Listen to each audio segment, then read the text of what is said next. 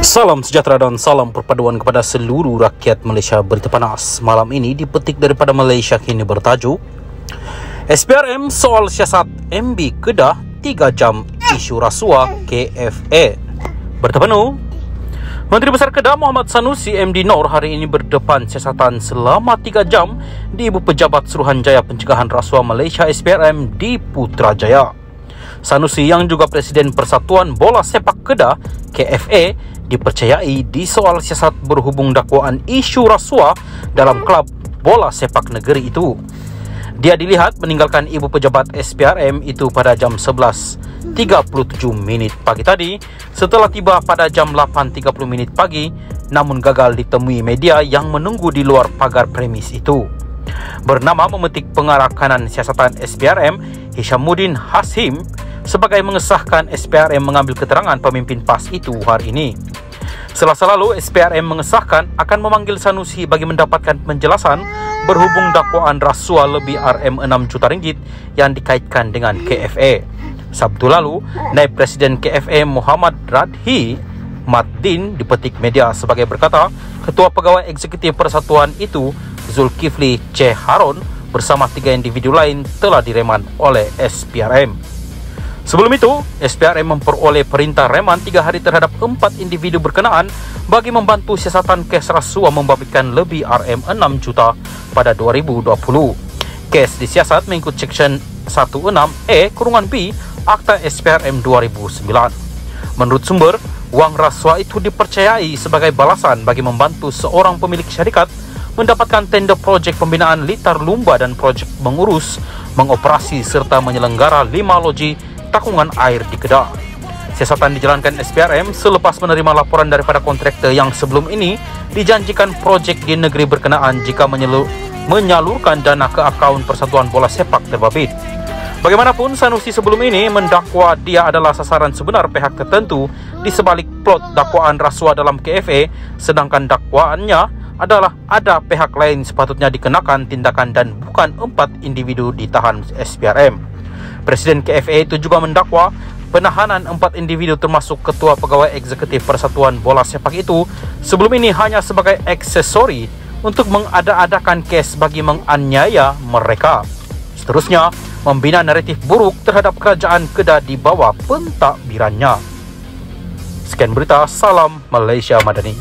Salam sejahtera dan salam perpaduan kepada seluruh rakyat Malaysia terkini dari Mahkamah. Najib tak maklumkan Kabinet Bond AS 3.5 bilion dolar. Berita penuh. Seorang pegawai penyiasat SPRM memberi keterangan bahawa bekas Perdana Menteri Najib Razak tidak memaklumkan Kabinet mengenai terbitan bond 1MDB bernilai AS 3.5 bilion dolar.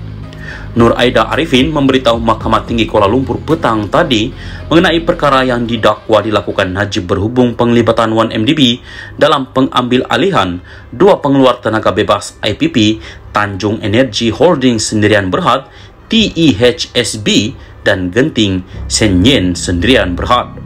Saksi pendakwaan ke-49 itu memberi keterangan semasa perbicaraan hari ini terhadap 4 pertuduhan salah guna kuasa dan 21 pertuduhan pengubahan wang haram terhadap Najib yang dikatakan dengan dana RM2.27 bilion daripada 1MDB.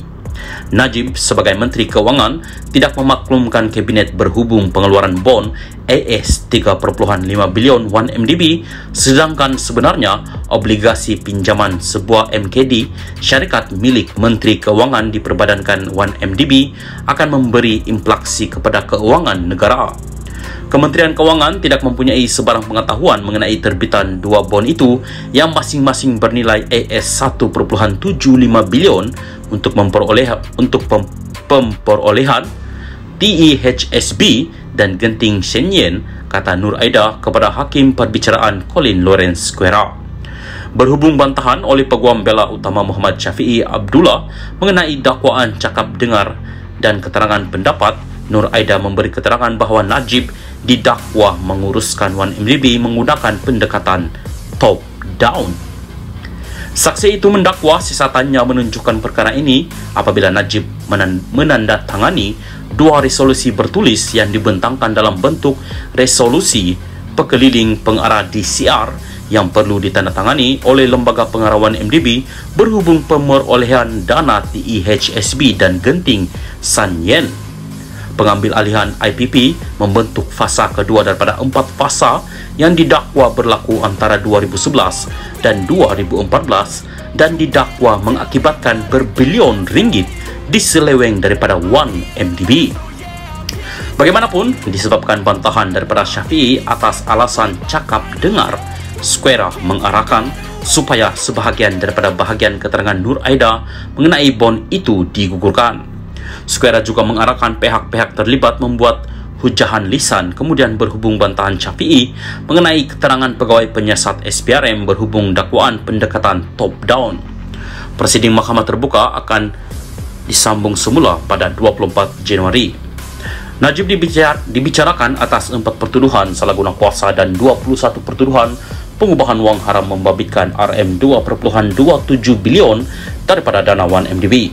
Bagi 4 pertuduhan salah guna kuasa, bekas ahli Parlimen Pekan itu didakwa melakukan kesalahan itu di Islamic Bank Berhad Cawangan Jalan Raja Chulan di Bukit Kelon, Kuala Lumpur antara 24 Februari 2011 dan 19 Disember 2014.